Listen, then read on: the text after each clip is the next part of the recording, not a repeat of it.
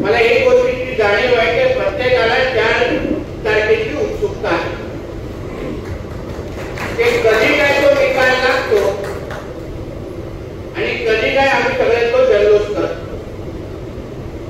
मी ह्या निमित्ताने इथे उपस्थित असलेल्या महायुतीच्या सगळ्याच कार्यकर्त्यांचा, सगळ्याच प्रमुख नेत्यांचं मी आपल्या सगळ्यांचं मनापासून मी अभिनंदन करेन की ज्या पद्धतीने आपण लोकसभेची निवडणूक लढवली.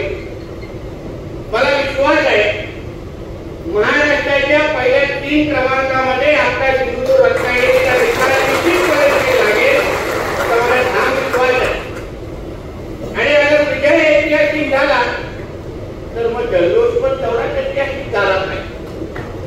म्हणजे तो जल्लोष कसा ऐतिहासिक करायचा ते मला काही लोकांना बोलण्याची गरज नाही. म्हणजे ती नाचण्याची रांग रत्नागिरीतून सुरू झाली पाहिजे. सिंधुदुर्गापर्यंत आपण थांबवायची नाही.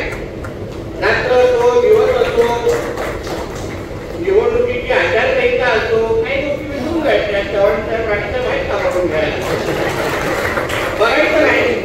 कोण जास्त वाजायला लागले तर हात असं दाबून दाबून ऑफ करून टाकायचा, पण सोडायचं नाही. कारण का आपण ज्या पद्धतीने आपण सगळ्या जणांनी निवडणूक लढवली आहे.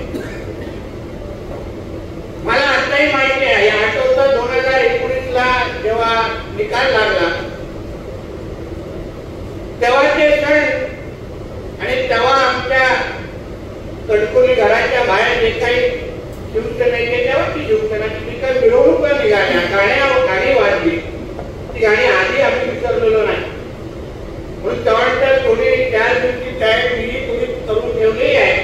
ती आता सांगणार नाही, 4 जूनला आपल्याला दिसेल.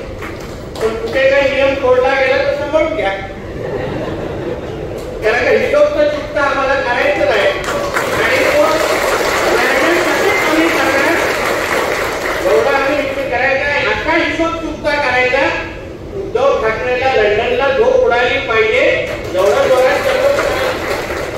म्हणजे देशामध्ये सन्मान्य मोदी साहेब 400 पार आणि इथे आपण ऐतिहासिक मतदान म्हणून आपल्या राणे साहेबांना खासदार म्हणून आपण इथे बसवणार.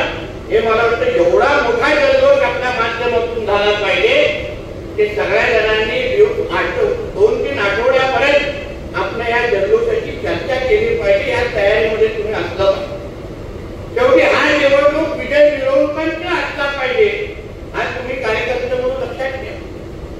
कारण का येणाऱ्या प्रत्येक निवडणुकीमध्ये जिथे जिथे महायुतीचा उमेदवार आपला उभा असेल तिथे आपल्याच माध्यमातून विजय मिरवणूक निघालीच पाहिजे.